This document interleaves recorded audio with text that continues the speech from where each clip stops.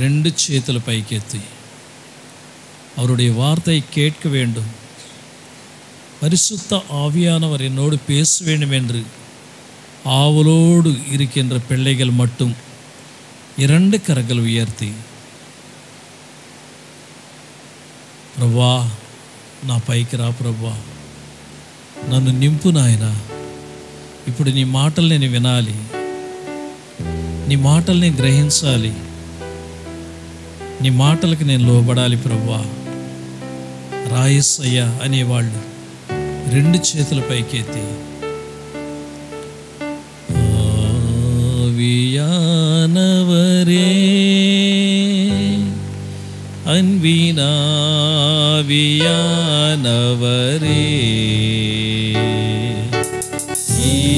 ஈப்புவாரும் இறங்கி வாரும் எங்கள் மத்தியிலே,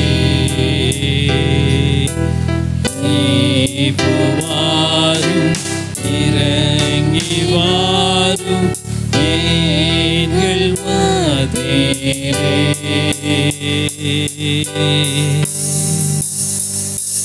థ్యాంక్ యూ జీసస్.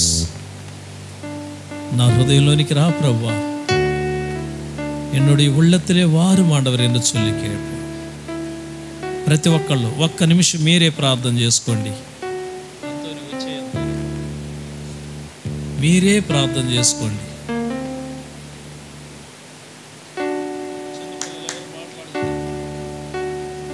మీరే ప్రార్థన చేసుకోండి, మీరే అడగండి ప్రభు, మీరే ప్రభువుని అడగండి, మీరే.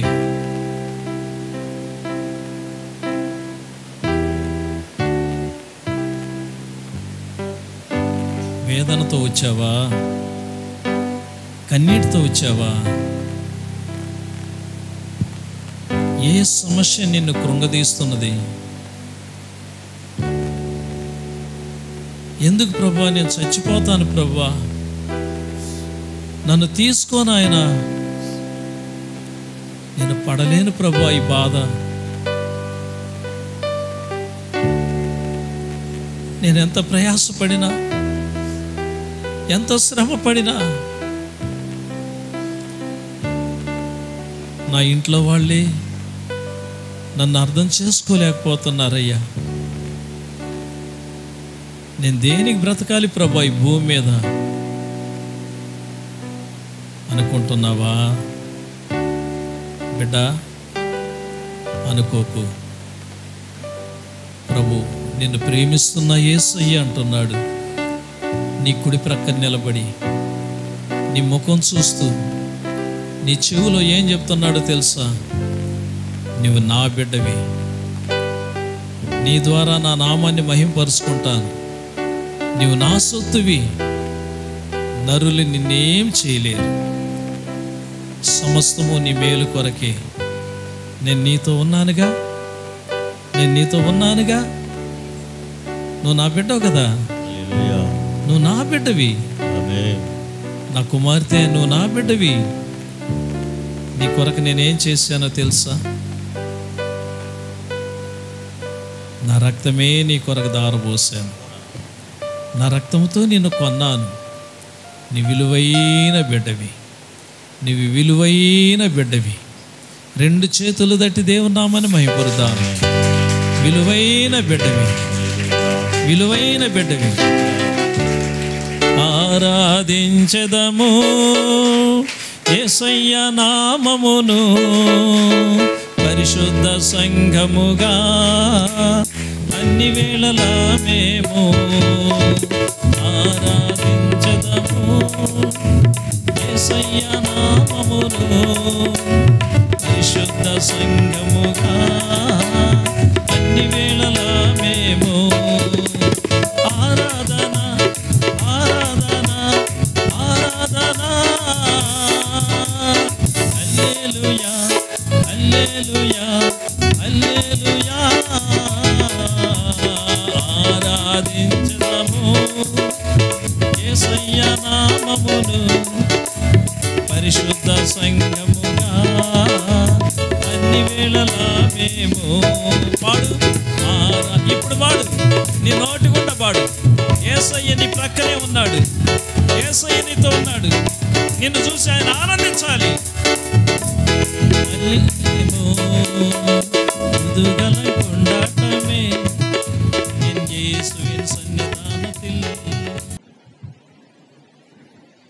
క్రీస్తునందు ప్రియమైనటువంటి దేవుని బిడ్డలారా, கிறிஸ்துவுக்குள் பிரியமான கர்த்தருடைய பிள்ளைகளே, ఈరోజు ఏమి రోజు ఎవరికైనా గుర్తుందా? இன்னைக்கு எந்த நாள் என்பது யாருக்காவது நினைவு இருக்கிறதா? ఎంతమందికి గుర్తుంది ఈరోజు ఏం రోజు అని? எத்தனை பேருக்கு நினைவு இருக்கிறது? సరే, మీకు గుర్తు లేకపోతే నేను గుర్తు చేస్తాను. உங்களுக்கு நினைவு இல்லை என்று சொன்னால் நான் உங்களுக்கு நினைவுபடுத்துகிறேன். మార్చి 31వ తారీఖున మనం అందరం కూడా పునరుత్థాన పండుగను జరుపుకున్నాం. மார்ச் 31ஆம் தேதி அன்று நாம் அனைவரும் கூட உயிர்த்தெழுந்த நாளை விமர்சையாக கொண்டாடினோம். కానీ ఈ రోజు అప్పటి నుంచి ఇప్పటికి రోజు లెక్కేయండి, ఇది ఎన్నో రోజు? அந்த நாளிலிருந்து இந்த நாள் வரைக்கும் நீங்கள் கணக்கு போட்டு பார்த்தீங்கன்னு சொன்னால் 50వ రోజు. இது வந்து 50வது நாள். ఈ 50వ రోజునే పెంతెకోస్తు దినం అంటారు. இந்த 50வது நாளே பெந்தகோஸ்தே நாள் என்று சொல்லுவார்கள். ఈ పెంతెకోస్తు దినాన இந்த பெந்தகோஸ்து நாளிலே పరిశుద్ధాత్మ దేవుడు ఏ విధంగా అనేకులలో ప్రవేశించాడు, பரிசுத்த ஆவியானவர் எவ்விதமாக அநேகருக்குள்ளாக வந்தார் என்பதையும், పరిశుద్ధాత్మ శక్తి చేత నింపబడిన బిడ్డలు ఏ విధంగా వాడబడ్డారు, பரிசுத்த ஆவியினால் நிரப்பப்பட்ட ஜனங்கள் எப்படியாய் அவர்கள் பயன்படுத்தப்பட்டார்கள் என்பதை நாம் பார்க்கலாம். పరిశుద్ధాత్మ దేవుడు మనలోకి వస్తే కనిపించే కార్యాలు ఏంటనేది ఈ రోజు మనం చూడబోతున్నాం. பரிசுத்த ஆவியானவர் நமக்குள்ளாக வந்தால் நமக்குள்ளாக வருகிற காரியங்கள் என்ன என்பதை இந்த நாளிலே நாம் பார்க்கலாம். పెంతెకోస్తు అనే మాట గ్రీకు పదం. பெந்தகோஸ்தே என்பது அது ஒரு கிரேக்க பதம். அது పెంత్ అని అంటే 50, பெந்த் என்று சொன்னால் 50, కోస్తు అంటే పండగ, கோஸ்து என்று சொன்னால் அது ஒரு பண்டிகை. మరి దీనినే పెంటెటుక్ అంటే పంచ గ్రంథాలు, 5 గ్రంథాలు అంటారు. இதைதான் இந்த இது என்பது பேண்டிகோட் என்பது 5 அத்தியாயங்கள் என்று சொல்வார்கள். 5 పుస్తకాలు, 5 పుస్తకங்கள் என்று சொல்வார்கள். మోసే రాసినటువంటి 5 గ్రంథాలని పెంటెటుక్ అంటారు. இந்த మోసే எழுதப்பட்ட புத்தகங்களை பென்டெகோக் என்று சொல்வார்கள். ఆది కాండం కానీ, నిర్గమ కాండము, మరి లైన్గా వచ్చేది ద్వితీయోపదేశ కాండం వరకు 5 గ్రంథాలని పెంటెటుక్ అంటారు. ఆదియాగమத்திலிருந்து உபாகமம் வரைக்கும் வருகிற காரியங்களை பென்டெகோக் என்று சொல்லுவார்கள். ప్రియమైనటువంటి దేవుని బిడ్డలారా, ప్రియమైన కర్తృడే పిల్లలే, యేసు ప్రభువారు మరణించి తిరిగి 3వ దినాన్ని లేచిన తర్వాత, యేసు క్రీస్తువానவர் మరిத்து 3ஆம் நாள் எழுந்த பிறகு 40 దినాలు తన శిష్యులకి అనేకులు కనిపించాడు. தன்னுடைய சீஷர்களுக்கும் அநேகருக்கும் 40 நாட்கள் அவர் தரிசனமானார். ఆ సందర్భంలో కూడా కొన్ని కార్యాలు జరిగాయి. அந்த வேளையிலும் கூட சில காரியங்கள் நடந்தது. ఆ 40వ దినాన அந்த நாளிலே యేసు ప్రభువారు ఆరోహణమైపోయే ముందుగా, యేసు క్రీస్తు ఆనவர் వానத்துக்கு எடுத்துக்கொள்ளப்படுவதற்கு முன்பதாக శిష్యులకు చాలా మంచి హెచ్చరికలు చేస్తాడు. தன்னுடைய சீஷரோடு கூட நல்ல ஒரு எச்சரிக்கையான வார்த்தைகளை அவர் பேசுகிறார். ఆ హెచ్చరికలలో కొన్ని మాటలు మనం చూద్దాం. அந்த எச்சரிக்கையிலே சில வார்த்தைகளை நாம் இன்று பார்க்கலாம். లూకా సువార్త 24వ అధ్యాయంలో, లూకా எழுதின சுவிசேஷம் 24ஆம் அதிகாரம் మరి 48వ వచనాన్ని 49వ వచనాన్ని మనం చూద్దాం. 48வது வசனம் 49ஆம் வசனத்தை நாம் பார்க்கலாம். ఈ సంగతులకు మీరే సాక్షులు. నన్ను చదవనియండి, తర్వాత తమిళ్లో మీరు చదవండి. నన్ను చదవనియండి. ఈ సంగతులకు మీరే సాక్షులు. ఇదిగో నా తండ్రి వాగ్దానం చేసినది మీ మీదికి పంపుచున్నాను. మీరు పైనుండి శక్తి పొందు వరకు పట్టణంలో నిలిచి ఉండుడని వారితో చెప్పాను అంటున్నాడు. நீங்கள் இவைகளுக்கு சாட்சிகளாய் இருக்கிறீர்கள். என் பிதா வாக்குத்தத்தம் பண்ணினதை இதோ நான் உங்களுக்கு அனுப்புகிறேன். நீங்களோ உன்னதத்திலிருந்து வரும் பலன் தரிப்பிக்கப்படும் வரைக்கும் எருசலேம் நகரத்தில் இருங்கள் என்றார். ప్రియమైనటువంటి దేవుని బిడ్డలారా, ప్రియమైన కర్తృడే పిల్లలే, ఏ వాక్యాన్ని మరలా మనం అపోస్తల కార్యములలో మనం చూస్తాం. இதே வார்த்தையை தான் அப்போஸ்தலர் நடபடிகளிலே நாம் பார்க்க முடியும். మొదటి అధ్యాయము முதல் அதிகாரம் 8వ వచనాన్ని మనం చూద్దాం. 8வது వచనத்தை நாம் பார்க்கலாம். ఆయనను పరిశుద్ధాత్మ మీ మీదికి వచ్చినప్పుడు, பரிசுத்த ஆவியானவர் உங்களிடத்தில் வரும்பொழுது మీరు శక్తి నొందుదురు, நீங்கள் பலன் அடைவீர்கள். గనుక ஆகையால் మీరు நீங்களும் యెరూషలేములోను எருசலேமிலும் యూదయ సమరయ దేశములంతటను யூதேயா சமாரியா தேசம் எங்கிலும் బూది గంతముల వరకును பூமியின் கடைசி பரியந்தமும் నాకు సాక్షులై యుందురని వారితో చెప్పెను అంటున్నాడు. எனக்கு சாட்சிகளாய் இருப்பீர்கள் என்று அவர்களோடு சொன்னார் என்று வசனம் சொல்லுகிறது. 4వ వచనంలో ఆయన అంటాడు, 4ஆம் வசனத்தில் பார்க்கும் பொழுது తండ్రి యొక్క వాగ్దానం కొరకు కనిపెట్టుడి అంటాడు.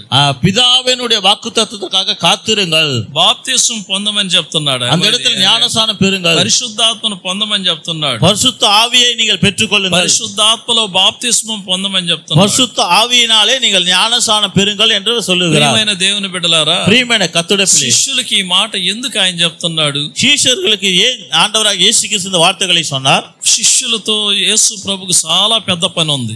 శిష్యుகளோடு கூட இயேசு கிறிஸ்துவுக்கு மிகப்பெரிய பணி இருந்தது. సువార్త ప్రపంచమంతా కూడా వెళ్ళాలి. சுவிசேஷம் உலகம் முழுவதும் கொண்டு பட வேண்டும். సువార్త ప్రపంచమంతా వెళ్ళాలంటే, சுவிசேஷம் உலகம் எங்கும் கொண்டு போக வேண்டும் என்றால் వాళ్ళకి ఎదురయ్యే సమస్యలు చాలా ఉన్నాయి. அவர்களுக்கு எதிரே வருகிற பிரச்சனைகள் அநேகமா இருந்தது. సాతాను శోధనలు, அவன் பிசாசின் காரியங்கள், మనుషుల ద్వారా శోధనలు, மனுஷன் மூலமா வருகிற சோதனைகள், అధికారుల ద్వారా శోధనలు, அதிகாரிகள் மூலமா வருகிற சோதனைகள், సొంత జనుల ద్వారా వచ్చే శోధనలు, தங்களுடைய சொந்த ஜனத்தின் மூலமாய் வருகிற சோதனைகள், మరణాపాయములు, அவர்களுக்கு வருகிற மரண காரியங்கள் ఎన్నెన్నో ఎదురవుతాయి. எத்தனையோ அவர்களுக்கு எதிராய் வரும். ఇవన్నిటిని కూడా, இவை எல்லாவற்றிலும் கூட అధిగమించి వాళ్ళు ముందడుగు వెయ్యాలి అంటే, அவர்கள் அதிகமாய் பெற்று அதிகமாய் தேவனுக்கு முன்பதாய் ஓட வேண்டும் என்றால் వాళ్ళకి ధైర్యం కావాలి, அவர்களுக்கு பலன் வேண்டும், శక్తి కావాలి, அவர்களுக்கு பலன் வேண்டும், నిరీక్షణ కావాలి, அவர்களுக்கு ஒரு உறுதி வேண்டும். ఈ శక్తి, ఈ బలం, ఈ యొక్క నిరీక్షణ ఎవరి ద్వారా కలుగుతుంది? இந்த வல்லமை, இந்த பலன், இந்த உற்சாகம் யார் மூலமாய் வருகிறது? వీటన్నిటిని ఎదుర్కొని ముందు అడుగు వేయాలంటే ఎవరి ద్వారా శక్తి పొందాలి? எல்லாவற்றும் எதிர்கொண்டு போக வேண்டும் என்று சொன்னால் யார் மூலமாக பலன் வருகிறது? పరిశుద్ధాత్మ బలము వలన ముందు అడుగు వేయగలం. பரிசுத்த ஆவியானவர் மூலமாக நாம் முன்பதாய் நாம் நடக்க முடியும். పరిశుద్ధాత్మ బలము లేకపోతే, பரிசுத்த ஆவியானவருடைய பலன் இல்லாமல் సువార్తను తీసుకొని వెళ్ళలేం, சுவிசேஷத்தை கொண்டு போக முடியாது, ఇతరులకు బోధించలేం, மற்றவர்களுக்கு நம்மளால் போதிக்க முடியாது.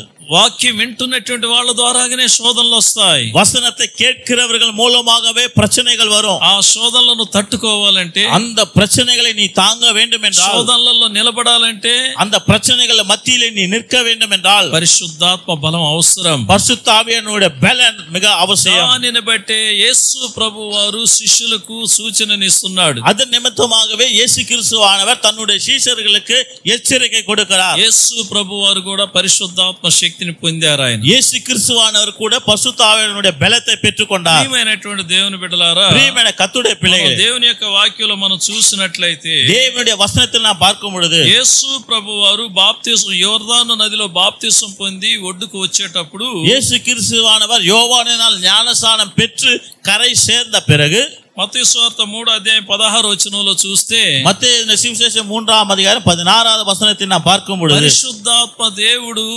ఆకాశము నుండి పావురం రూపములో ఆయన మీదకి దిగి రావడం చూశారు. అక్కడ பரிசுத்த ஆவியானவர் பரலோகத்திலிருந்து ஒரு புறாவை போல அவர் மேல இறங்குவதை அங்க இருக்கிற ஜனங்கள் பார்த்தார்கள். యేసు ప్రభు వారు పుట్టిందే పరిశుద్ధాత్మ ద్వారా. இயேசு கிறிஸ்துவானவர் பிறந்ததே பரிசுத்த ஆவியின் மூலமாக பிறந்தார். ఆయన మనుష్య కుమారుని యొక్క రూపంలో ఉన్నాడు గనుక, ஆனாலும் அவர் மனுஷ ரூபத்தின் சாயலா இருக்கிறபடியால் ఆయన మీదకి పరిశుద్ధాత్మ దేవుడు రావడం చూడాలి అనే దేవుని చిత్తం. அவர் மேலே பரிசுத்த ஆவியானவர் வர வேண்டும் என்பது தேவனுடைய சித்தமாய் இருக்கிறது. మార్కు సువార్త 1:10 మనం చూస్తే, మార్కు எழுதின சுவிசேஷம் 1ஆம் அதிகாரம் 10ஆம் வசனத்தை பார்க்கும் பொழுது, ఆయన బాప్తిసం పొంది ఒడ్డుకు వచ్చేటప్పుడు ఆకాశం చేల్చబడటయు పరిశుద్ధాత్మ పావురం వలె ఆయన మీదకి దిగి రావడం చూశారు. அவர் ஜலத்திலிருந்து கரையின உடனே வானம் திறக்கப்பட்டதையும் ஆவியானவர் புறாவை போல தம்மேல் இறங்குவதையும் இயேசு கண்டார். అదే లూకా సువార్తలో 3వ మనం చూస్తే, லூக்கா எழுதின சுவிசேஷம் 3ஆம் அதிகாரத்தில் நான் பார்க்கும் பொழுது 22వ వచనంలో 22வது வசனத்தில் పరిశుద్ధాత్మ దేవుడు ఎలా వచ్చాడంటే, பரிசுத்த ஆவியானவர் எப்படி வந்தால் என்றால், శరీరాకారంతో పావురం వలె ఆయన మీదకి దిగి వచ్చాను అంటున్నాడు. பரிசுத்த ஆவியானவர் ரூபம் கொண்டு புறாவை போல அவர் மேல் இறங்கினார் என்று வசனம் சொல்லுகிறது. ప్రియమైన దేవుని బిడ్డలారా, ప్రియమైన కర్తృడే పిల్లే, దేవుని సువార్తను ప్రకటించాలి అంటే, தேவனுடைய சுவிசேஷத்தை அறிவிக்க வேண்டும் என்றால், ప్రభుకి లోకంలో మనం సాక్షులంగా బ్రతకాలి అంటే, ஆண்டவருக்கு இந்த உலகத்திலே நாம் சாட்சியாக வாழ வேண்டும் என்றால் పరిశుద్ధాత్మ శక్తిని పొందే కావాలి. நிச்சயமாக நாம் பரிசுத்த ஆவியானவரை பெற்றுக்கொண்டுதான் ஆக வேண்டும். యోహాను సువార్త 1వ అధ్యాయంలో మనం చూసినట్లయితే, யோவானின் சுவிசேஷம் 1ஆம் அதிகாரத்தை நாம் பார்க்கும் பொழுது దేవుని యొక్క వాక్యంలో தேவனுடைய வசனத்திலே 32వ వచనంలో ఉంది. 32வது வசனத்தில் இருக்கிறது. యోహాను సువార్త 1వ అధ్యాయం 32వ వచనం. யோவானின் சுவிசேஷம் 1ஆம் அதிகாரம் 32வது வசனம். ఆత్మ పావురం వలె ఆకాశము నుండి దిగి వచ్చుట చూసి తిని అంటున్నాడు. ஆவியானவர் புறாவை போல வானத்தில் இருந்து இறங்கி வருவதை நான் பார்த்தேன் என்று வசனம் சொல்லுகிறது. ఆత్మ ఆయన మీద నిలిచెను. அந்த ஆவியானவர் அவர் மேல் நின்றது. హల్లెలూయా, హల్లెలూయా, హల్లెలూయా, హల్లెలూయా. యేసు ప్రభు వారు సేవ చేస్తున్న దినాలలో, இயேசு கிறிஸ்துவானவர் ஊழியம் செய்கிற நாட்களில் శాస్త్రుల ద్వారా, పరిసయ్యుల ద్వారా, సద్దుకాయుల ద్వారా, హేరోదీయుల ద్వారా ఎన్నెన్నో సమస్యలు వచ్చాయి. சதுசேரி மூலமாகவும் சாஸ்திரிகள் மூலமாகவும் வேதபாரர்கள் மூலமாகவும் யோரோதியார்கள் மூலமாகவும் அவர் எவ்வளவோ சோதிக்கப்பட்டார். ఎన్నో శోధనలు వచ్చాయి. அவர் எத்தனையோ சோதனைகளை அனுபவித்தார். సాతానుడి ద్వారా కూడా శోధించబడ్డాడు. பிசாசின் மூலமாக கூட அவர் சோதிக்கப்பட்டார். వాటన్నిటిలో ఆయన నిలబడి తండ్రి యొక్క చిత్తాన్ని నెరవేర్చాడు. அவர் எல்லாவற்றிலும் நின்று பிதாவின் சித்தத்தை அவர் நிறைவேற்றினார். ప్రియమైనటువంటి దేవుని బిడ్డలారా, ప్రియమైన కర్తుడే పిల్లలే, ఈ లోకములో இந்த உலகத்தில் సేవ చేయాలని చాలా మంది ముందుకు వస్తుంటారు. அநேகர் ஊழியம் செய்ய வேண்டும் என்று முன்பதாக வருவார்கள். మంచి ఉద్దేశమే, இது ஒரு நல்ல நோக்கம் தான். ప్రభు కొరకు నిలబడాలనేది మంచి ఉద్దేశమే. ஆண்டவருக்காய் நிற்க வேண்டும் என்பது நல்ல நோக்கம் தான்.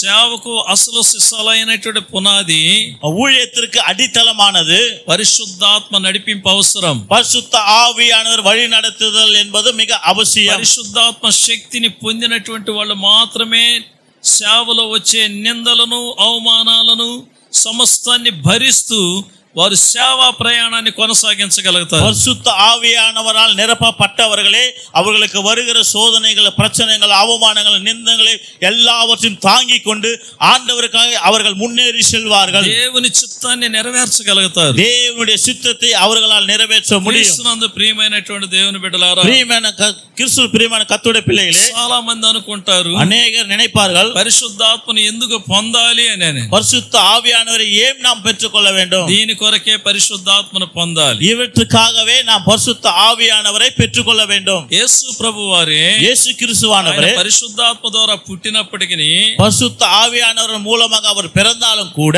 ఆయన మనుషులకు మున్మాదిరిగా పరిశుద్ధాత్మ శక్తిని పొందాలని మున్మాదిరి చూపించాడు. அவர் மனுஷர்களுக்கு முன்மாதிரியாகவும் பரிசுத்த ஆவியானவரை பெற்றுக்கொள்வதற்கு முன்மாதிரியாகவும் தன்னை அவர் வெளிப்படுத்தினார். కనుక క్రీస్తునందు ప్రియమైన దేవుని బిడ్డలారా, ஆகையால் கிறிஸ்து பிரியமான கர்த்தருடைய பிள்ளைகளே, దేవుని యొక్క వాక్యంలో పౌలు అంటాడు, தேவனுடைய வசனத்துல பவுல் சொல்வார், కొరింథీయులకు రాసిన 2వ పత్రిక 2 కొరింథీయుల పుస్తకం 3వ అధ్యాయము 3ఆம் அதிகாரம் 17-18 వచనాలు మనం చూద్దాం. 17-18வது வசனத்தை நாம் பார்க்கலாம். తమిళ బైబిల్లో ఉన్నటువంటి వాళ్ళు తీసి చదవండి. கர்த்தரே ஆவியானவர், கர்த்தருடைய ஆவி எங்கேயோ அங்கே விடுதலையும் உண்டு.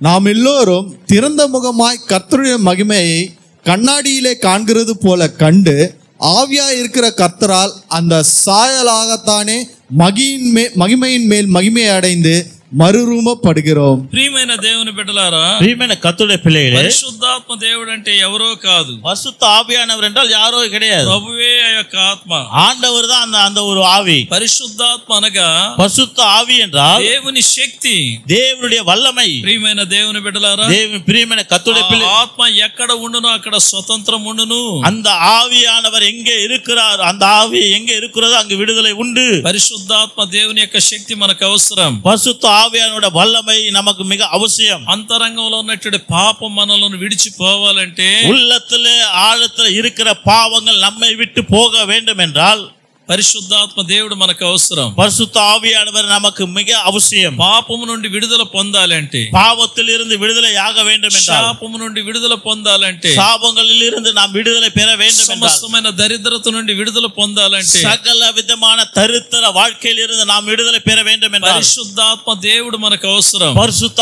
ஆவியானவர் நமக்கு மிகவும் அவசியம். దేవుని శక్తి మనకు అవసరం. தேவனுடைய பலன் நமக்கு மிக அவசியம். మనిషి యొక్క అంతరంగంలో மனுஷனின் உள்ளத்தின் ஆழத்தில் உள்ளத்துல పాపం ఉన్నప్పుడు பாவம் இருக்கிற பொழுது స్వతంత్రంగా దేవుని యొక్క సువార్తను ప్రకటించలేదు. அவன் விடுதலையாக தேவனுடைய சுவிசேஷத்தை அவனால் பிரசங்கிக்க முடியாது. ధైర్యంగా దేవుని సాక్షిగా నిలబడలేరు. அவனால் தைரியமாக தேவனுடைய சாட்சியாக நிற்க முடியாது. సాక్ష్యం అంటే ఇక్కడ మైక్ తీసుకొని నేను బస్సు ఎక్కబోయేలకు జారి పడ్డాను దేవుడు కాపాడాడని అదేది కాదు. சாட்சியம் என்று சொன்னால் இங்கே இருந்து ஆண்டவர் என்னை காப்பாற்றினார் என்று சொல்வது அல்ல.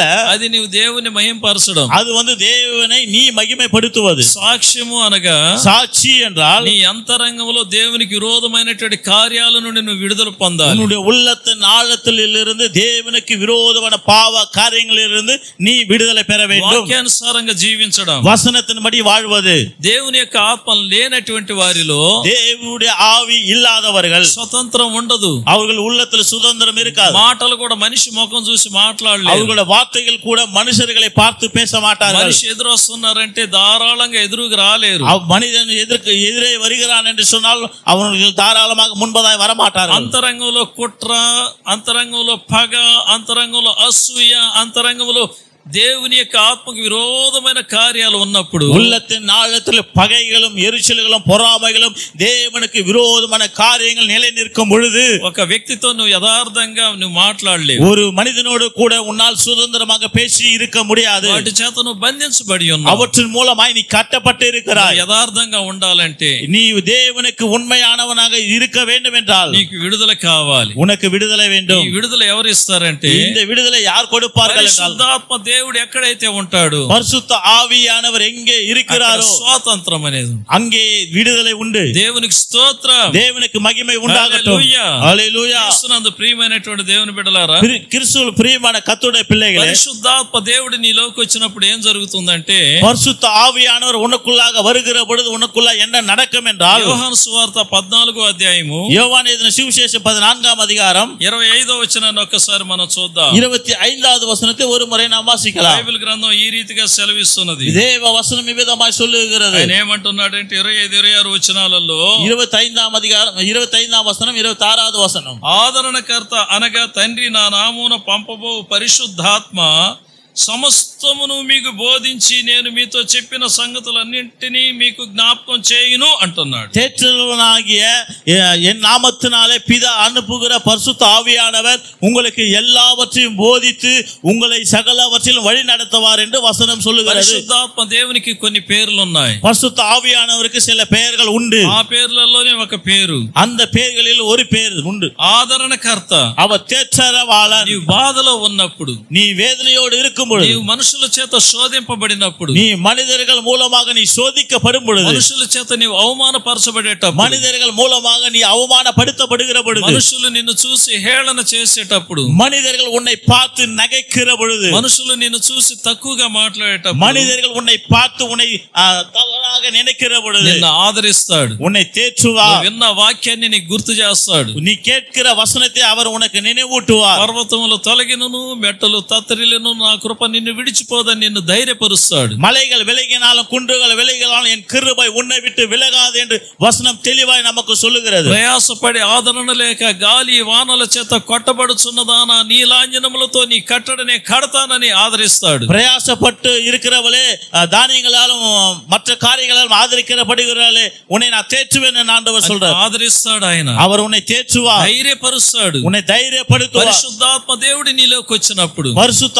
ஆவியானவர் உனக்குள்ளாக வரும் பொழுது నిన్ను ఆదరిస్తాడు. உன்னை ఆదరిப்பார். నీ తల్లి లేదని బాధపడుతున్నావా? உனக்கு தாய் இல்லை என்று நீ கவலைப்படுகிறாயா? తండ్రి లేడని బాధపడుతున్నావా? தகப்பன் இல்லை என்று சொல்லி நீ வேதனைப்படுகிறாயா? భర్తుండి కూడా నేను భర్త లేని దాని వలే బ్రతుకుతున్నా, నాదొక బ్రతుక నేను బాధపడుతున్నావా? கணவன் இருந்தும் கணவன் இல்லாத சூழ்நிலையிலே வாழ்கிறேனே, என்னுடைய வாழ்க்கை ஒரு வாழ்க்கையா என்று நீ நினைக்கிறாயா? అందరూ ఉండి ఎవ్వరు లేనటువంటి స్థితి, ఎవ్వరు లేని బ్రతుకుతున్నానని బాధపడుతున్నావా? எல்லாரும் இருந்தும் யாரும் இல்லாத ஒரு வாழ்க்கையை நான் வாழ்கிறேன் என்று நீ துக்கப்படுகிறாயா? అయ్యో నా భర్త ఉంటే నా భర్తతో నా బాధలు పంచుకుందనే అనుకొని బాధపడుతున్నావా? ஐயோ என்னுடைய கணவன் இருந்தால் என்னுடைய கணவனோடு கூட என்னுடைய துக்க காரியங்களை என்னுடைய வேதனைகளை நான் என்னால் வெளிப்படுத்த முடியுமே என்று நினைக்கிறாயா?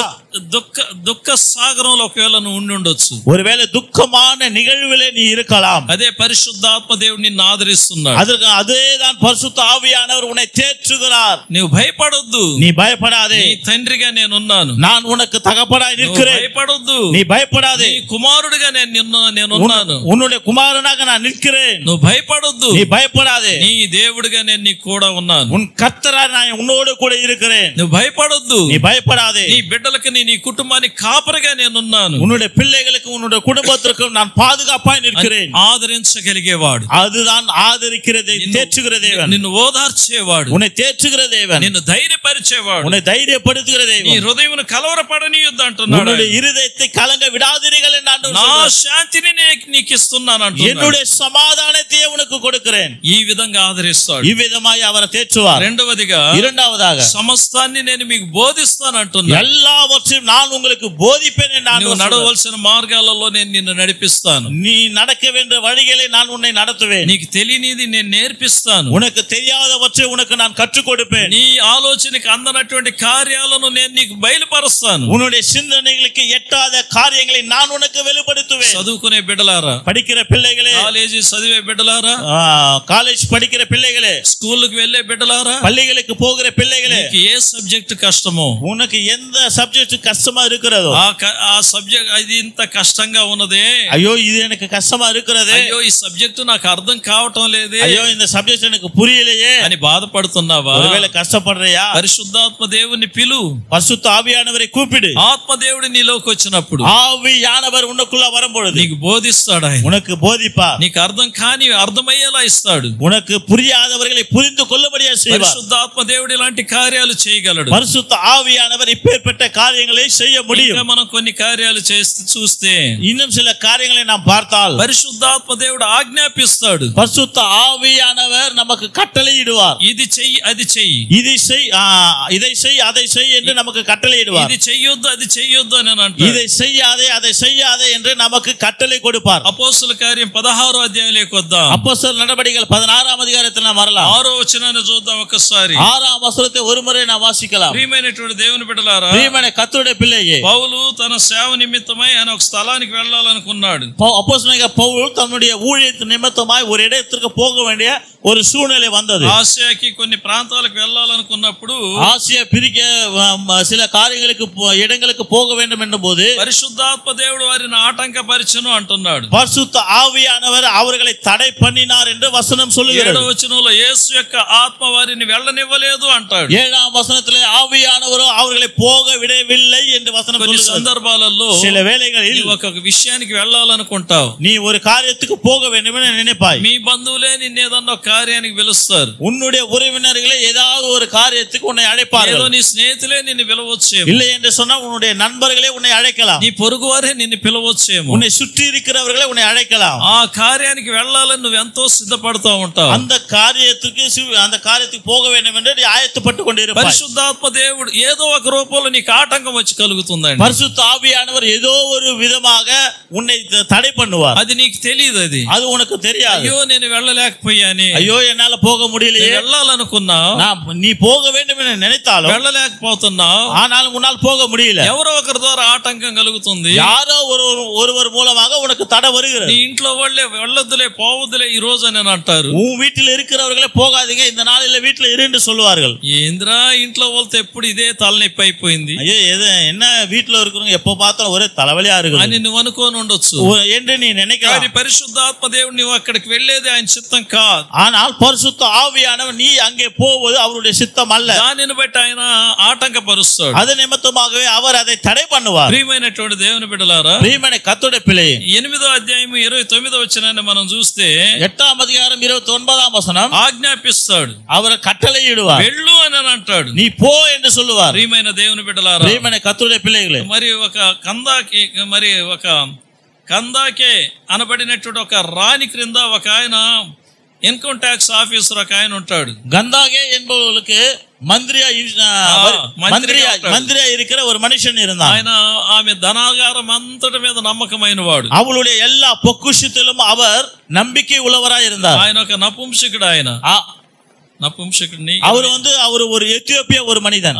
ప్రియమైన దేవుని బిడ్డలారా, ప్రియమైన కర్తుడి పిల్లయే, అతను బైబిల్ గ్రంథం చదువుతా పోతుంటాడు రథంలో కూర్చొని. அவர் தன்னுடைய ரதத்துல அமர்ந்து கொண்டு வேதாகமத்தை படித்துக் கொண்டு போய் கொண்டிருப்பார். సత్యం నాకు అర్థం కాలేదే, ஐயோ இந்த வார்த்தை எனக்கு புரியவில்லையே. యెషయా గ్రంథం చదువుకుంటూ వెళ్తున్నాడు ఆయన. அவர் ஏசாயா தீர்க்கதரிசனத்தின் ஆகமத்தை வாசித்துக் கொண்டு போயிருந்தார். ఆయనకు అర్థం కాలేదు ఆయనకి. ஆனால் அவரால் அதை புரிந்து கொள்ள முடியல. ఆ దగ్గరలో அந்த நிலையில దైవజనుడైనటువంటి ఫిలిప్ ఉన్నాడు, ఆయన ప్రభు యొక్క శిష్యుడు. அவருக்கு అరిగే பிலிப்பு என்கிற ஒரு தேவ ஊழியக்காரர் அந்த இடத்துல இருந்தார். పరిశుద్ధాత్మ దేవుడు పిలుపుతో మాట్లాడుతున్నాడు. பரிசுத்த ஆவியானவர் பிலிப்போடு கூட சொன்னார், ఫలాని స్థలానికి వెళ్ళు, நீ இந்த இடத்திற்கு போ.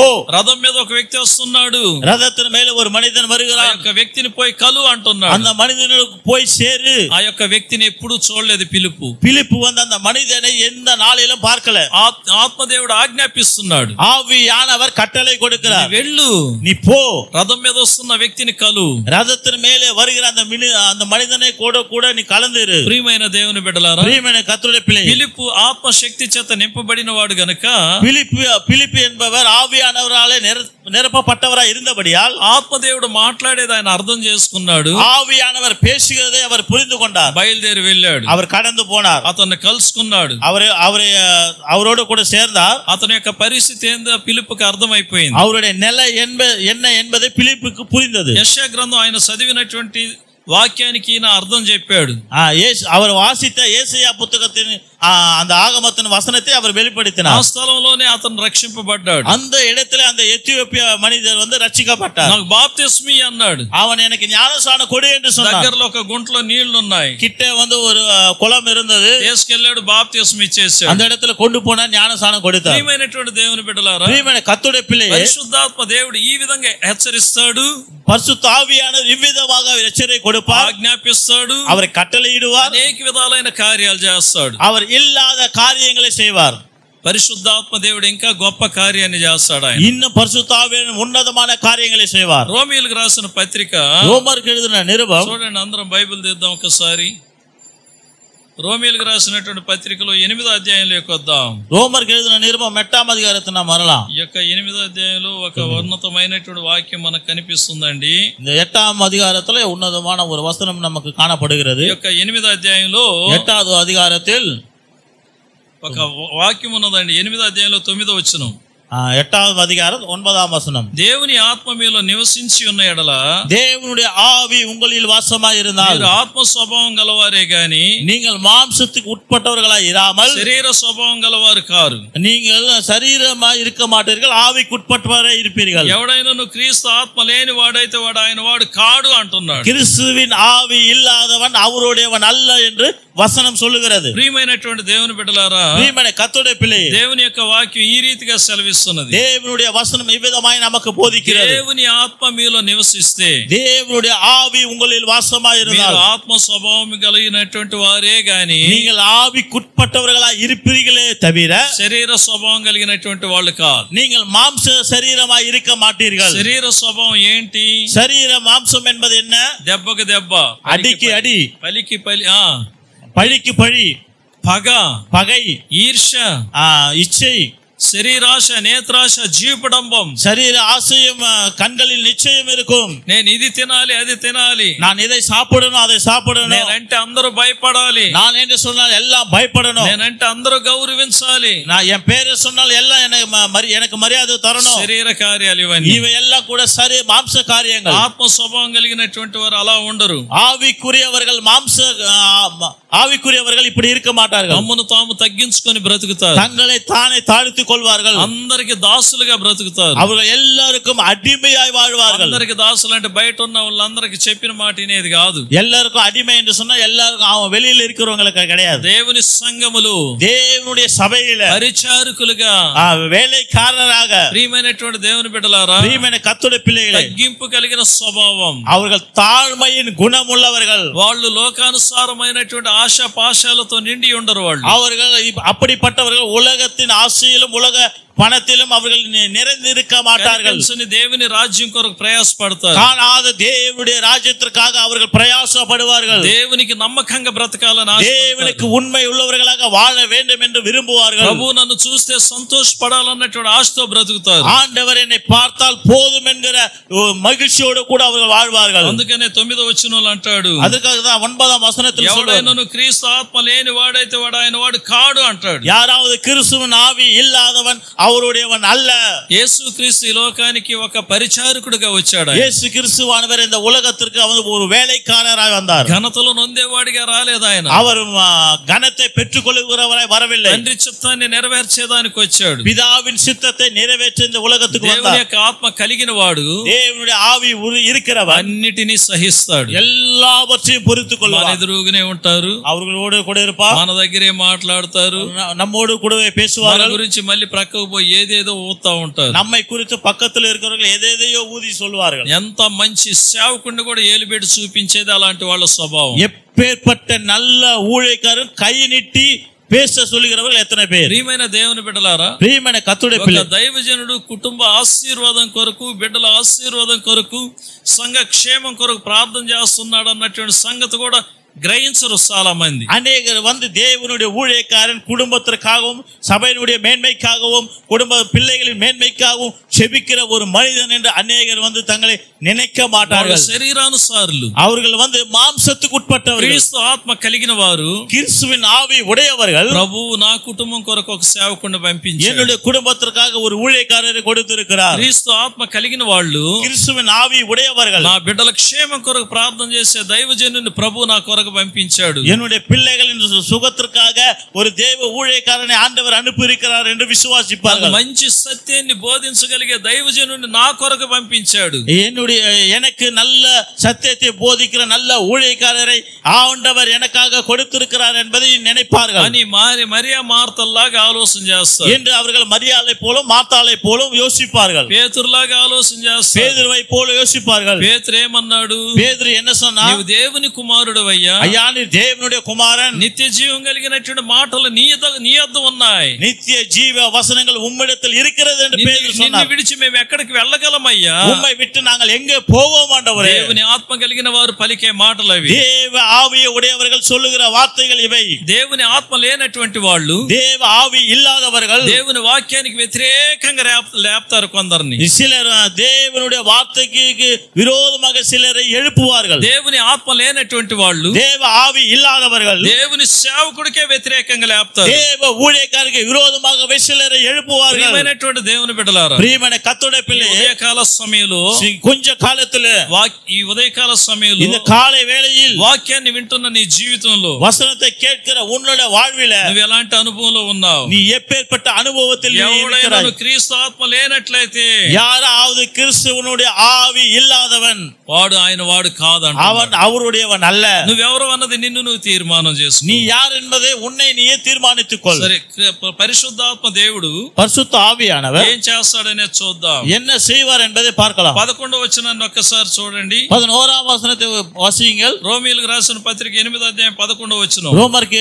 8ஆம் அதிகாரம் 9வது வசனம். அன்றியும் இயேசுவை மரித்தோரிலிருந்து எழுப்பினவருடைய ஆவி உங்களில் வாசமாய் இருந்தால், கிறிஸ்துவை மரித்தோரிலிருந்து எழுப்பினவர் உங்களில் வாசமாய் இருக்கிற தம்முடைய ஆவியினாலே சாவுக்கேதுவான உங்கள் சரீரங்களையும் உயிர்ப்பிப்பார். క్రీస్తు ఆత్మ మనం కలిగి ఉన్నట్లయితే, கிறிஸ்துவின் ஆவி நாம் உடையவர்களாய் இருந்தால், నీవు నేను చనిపోయినప్పటికీ நீயும் நானும் மரித்தாலும் கூட, యేసు క్రీస్తుని లేపిన దేవుడు இயேசு கிறிஸ்துவை எழுப்பின கர்த்தர் నిన్ను నన్ను లేపుతాడు. உன்னையும் என்னையும் எழுப்புவார். నిన్ను నన్ను లేపుతాడు. உன்னையும் என்னையும் எழுப்புவார். సజీవులుగా ప్రభుతో నిత్య జీవం ఉండునట్లుగా లేపుతాడు. ஜீவனோடு கூட நித்தியமாய் தேவனோடு கூட இருக்கும்படியா நம்ம எழுப்புவார். దేవుని ఆత్మ లేనటువంటి వాడు, தேவ ஆவி இல்லாதவன் క్రీస్తుతో సమానంగా లేపబడ నేరడు.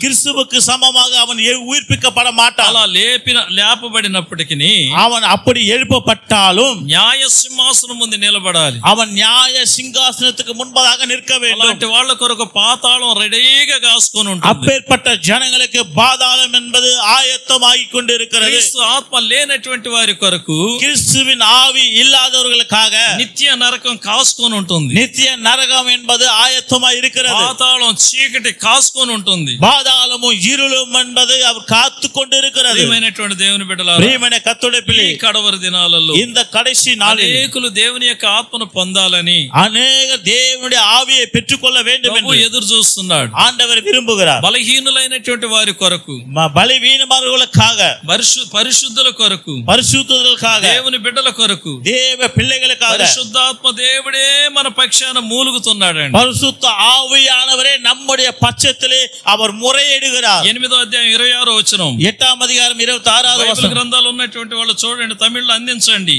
ఆత్మదేవుడు మన బలహీనతలను చూసి సహాయం చేయుచున్నాడు అంటాడు. அந்தபடி ஆவியானவர் நமது பலவீனங்களை நமக்கு உதவி செய்கிறவர். ఎలా ప్రార్థన చేయాలో మనకు తెలియదు గాని, எப்படி ஜெபிக்க வேண்டும் என்பது நமக்கு தெரியாது. శక్యము కానీ ఉచ్చరింప శక్యము కానీ మూలుగులతో ఆ ఆత్మ తానే మన పక్షమున విజ్ఞాపనము చేయుచున్నాడు అంటాడు. ஆவியானவர் தாமே வாக்கு கடங்காத பெருமூச்சோடு கூட நமக்காக அவர் வேண்டுதல் செய்கிறார். మన బలహీనతలను చూసి, நம்முடைய பலவீனங்களை பார்த்து, తప్పిపోయేది చూసి, நாம் தவறி போகிறதை பார்த்து, దేవుని వాక్యానికి దూరంగా బ్రతికేది ఆత్మ దేవుడు చూసి, தேவனுடைய வசனத்துக்கு தூரமாய் போவதை ஆண்டவர் பார்த்து, నువ్వు పాపానికి దగ్గర అవటం ప్రభు చూసి, நீ பாவத்திற்கு கிட்ட வருகிறதை ஆண்டவர் பார்த்து, ఆత్మ దేవుడే ప్రభు దగ్గర రాత్రింబవళ్ళు నీ కొరకు విజ్ఞాపన చేస్తున్నాడు. அந்த ஆவியானவரே உனக்காக எனக்காக இரவும் பகலும் ஆண்டவரிடத்தில் வேண்டுதல் செய்கிறார். ఆత్మ దేవుడు నీ బలహీనతను చూసి నీకు సహాయం చేస్తున్నాడు.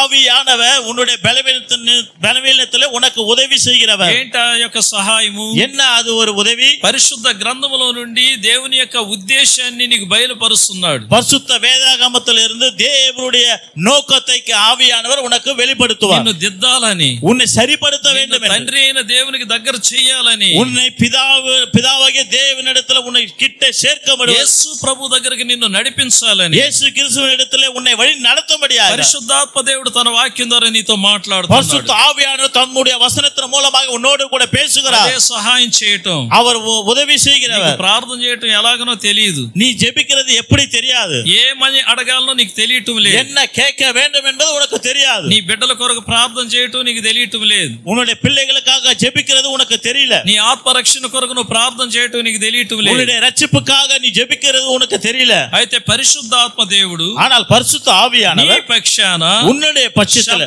శక్యము కాని ఉచ్చరింప శక్తి కాని మూలుగులతో తానే మన పక్షాన్ని విజ్ఞాపన చేస్తున్నాడు. வாக்கு கடங்காத பெரிய மூச்சுகளோடு கூட நமக்காக அவர் வேண்டுதல் செய்கிறார். ప్రియమైన దేవుని బిడ్డ, ప్రియమైన కర్తుడే పిల్ల, ఆత్మ దేవుడు ఇంకా ఏం చేస్తాడంటే, ஆவியானவர் இன்னும் என்னவெல்லாம் செய்வார்? నీ హృదయాన్ని పరిశోధించువాడు. உன்னுடைய இருதயத்தை பரிசோதிக்கிறவர். సందర్భాలలో சில வேளைகளில் నువ్వు ఎలాంటి బిడ్డవన్నది ఆత్మదేవుడు నీతో మాట్లాడుతూ ఉంటాడు. நீ எப்பேற்பட்ட பிள்ளை என்பதை ஆவியானவர் உன்னோடு கூட பேசிக் கொண்டிருப்பார். ఆత్మదేవుడు క్లియర్ గా నీ యొక్క స్వభావాన్ని నీ ముందు పెడుతున్నప్పటికీ, ஆவியானவர் மிக தெளிவாக உன்னுடைய சுபாவத்தை உனக்கு முன்பதாய் கொண்டு வருகிற பொழுது, దేవుడు నాతో మాట్లాడుతున్నాడని నువ్వు గ్రహిస్తే, தேவன் என்னோடு கூட பேசுகிறார் என்பதை நீ அறிந்தால், తండ్రి అయిన దేవుని యొక్క సన్నిధానంలో నువ్వు ఉంటావు. பிதாவாகிய தேவனுடைய சன்னிதானத்துல நீ நிற்பாய். అలా కాదు, அப்படி இல்ல, నేను ఎంతో మందిని చూశాను, நான் எவ்வளவு பேரை பார்த்துட்டேன், నాకు తెలియని బైబిలా, எனக்கு தெரியாத வேதாகமா, చూడనటువంటి సేవకులా, நான் பார்க்காத ஊழியர்களா నువ్వు అనుకున్నావంటే என்று நீ நினைத்தால் సమస్తాన్ని నువ్వు పోగొట్టుకుంటావు. எல்லாவற்றையும் நீ இழப்பாய். నీకేది కావాలనో కోరుకు. உனக்கு என்ன வேண்டும் என்பதை நீ கேட்டு. పెంతెకొస్తు దినాన ఏం జరిగింది? பெந்தகோஸ்து நாளிலே என்ன நடந்தது? వద్దాం ఇక్కడ అపోస్తల కార్యాలు 2వ అధ్యాయంలోకి వద్దాం. அப்போஸ்தலர் நடபடிகள் 2వ அதிகாரத்துல நம்ம ప్రియమైన దేవుని బిడ్డలారా, ప్రియమైన కర్తుడే పిల్లలే, తండ్రి అయిన దేవుడు వాగ్దానం చేసినట్టు ఆత్మ కొరకు వాళ్ళు ఎన్ని రోజులు కనిపెట్టారు? பிதாவாகிய தேவன் சொன்ன ஆவியானவருக்காக அவர்கள் எத்தனை நாட்கள் காத்திருந்தார்கள்? 10 రోజులు కనిపెట్టారు. 10 நாட்கள் காத்திருந்தார்கள். 10 రోజులు ప్రార్థన చేశారు. 10 நாட்கள் அவர்கள் ஜெபித்தார்கள். ఇలాంటి సందర్భంలో இப்படிப்பட்ட நாளில ఆత్మదేవుడు, ஆவியானவர், చూడండి ఏ విధంగా వాళ్ళు ప్రార్థన చేశారు. వాళ్ళు பாருங்கள் அவர்கள் எவ்விதமாக அவர் ஜெபித்தார்கள். 1వ అధ్యాయం 14 వచనాన్ని చూడండి. முதல் அதிகாரம் 14வது வசனம். ఆయన శిష్యులతో కూడా వీరితో కూడా కొందరు స్త్రీలను, அங்கே இவர்கள் எல்லோரும் சில ஸ்திரீகளும் இவர்களோடு கூட, చదువు క్లియర్ గా చదివేస్తాయి ఆ వచనాన్ని.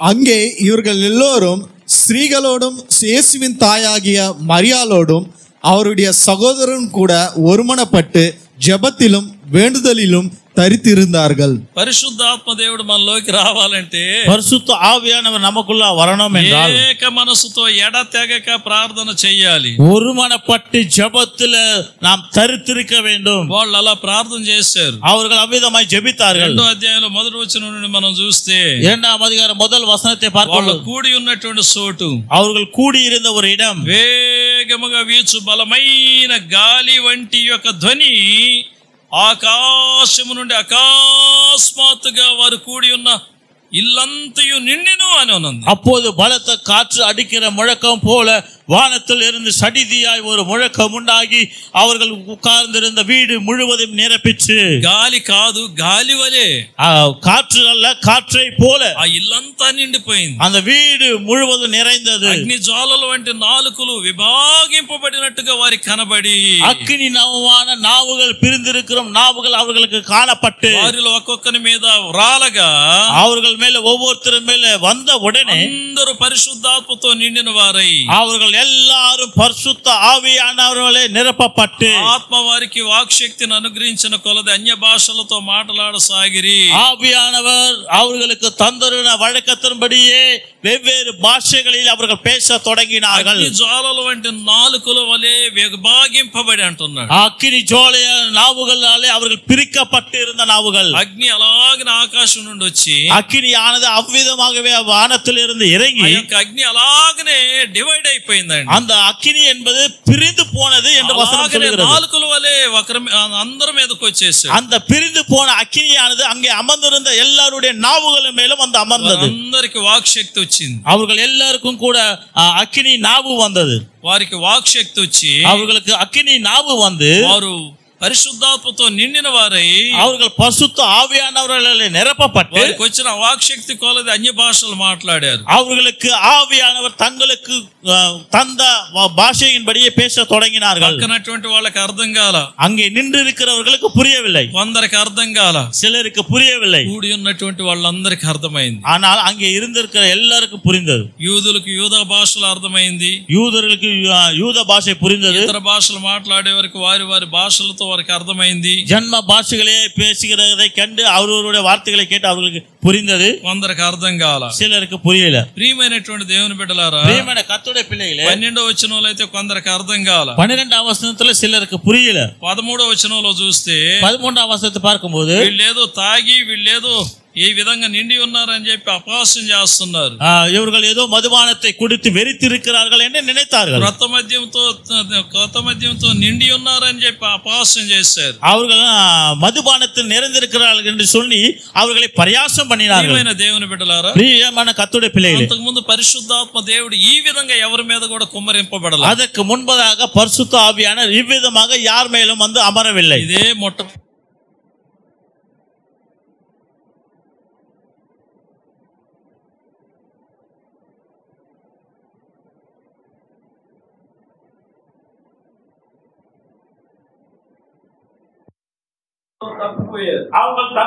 తండ్రి, నీ నామం పరిశుద్ధపరచబడిన గాక, నీ రాజ్యం వచ్చును గాక, నీ చిత్తం పరలోకమందు ఎలాగ నెరవేరుచున్నదో భూమి యందు అలాగ నెరవేరును గాక. మా అనుదిన ఆహారం నేడు మీరు మాకు దయచేయండి. మా రుణస్తులు మేము క్షమించి ఉన్న ప్రకారం మా రుణములను క్షమించు. మా శోధలేక దృష్టిని తప్పించు. ఎందుకంటే రాజ్యమును, బలమును, మహిమ నిరంతరం నీవైనావు తండ్రి. ఆమేన్.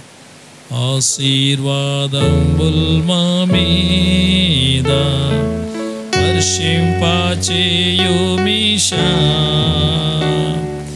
ఆశతో నమ్మియున్నాము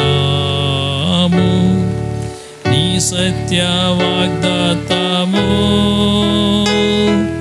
ఈ మాయి మీద కుమ్మరించుము దేవా, కమ్మర ప్రేమ వర్షంబుల్ రించుము దేవా. ఆమేన్. ఆశీర్వాదం. నా ఆత్మ లేనివాడు నా వాడు కాదు. ఇదిగో నేను త్వరగా వచ్చుచున్నానన్న యేసుక్రీస్తు కృప, జ్ఞానాత్మను వివేకాత్మను కలుగు చేయగలిగే తండ్రి అయిన దేవుని ప్రేమ, నిన్ను సర్వసత్యములోనికి నడిపించగలిగే పరిశుద్ధాత్మ అన్యోన్య నిత్య సహవాసం కూడి వచ్చిన మీ అందరికీ సదాకాలము తోడైండి నడిపించునుగాక. నా ప్రాణమా